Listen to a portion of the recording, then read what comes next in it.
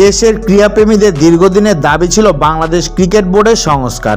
দেশের ক্ষমতার পালাবদলের পর এই দাবি এখন আরও জোরালো হয়। এরই মধ্যে শীর্ষ পর্যায়ে রদবদল শুরু হয়েছে। দীর্ঘ এক যুগ ধরে বিসিবি সভাপতির পদ আঁকড়ে থাকা নাজমুল হাসান পাপন এরই মধ্যে পদত্যাগ করেছে।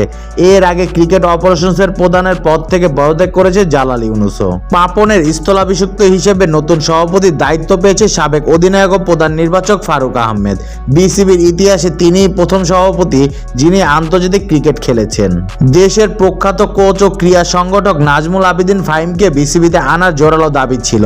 এবার পরিচালক করা হয়েছে জনপ্রিয় এই মুখকে। এদিকে সভাপতির পদে বসেই হেড কোচ চন্ডিকা হাথুরু সিংয়ের বিকল্প খোঁজার বার্তা দিয়েছেন ফারুক আহমেদ। তবে এখানেই শেষ হচ্ছে না ক্রিকেট বোর্ডের সংস্কার। অন্তর্বর্তীকালীন সরকারের যুব ও ক্রীড়া উপদেষ্টা আসিফ মাহমুদ সজীব ভুইয়া সোশ্যাল মিডিয়া ফেসবুকে সেই ইঙ্গিত দিয়েছেন। লিখেছেন, বিসিবির সংস্কার কেবল শুরু হয়েছে।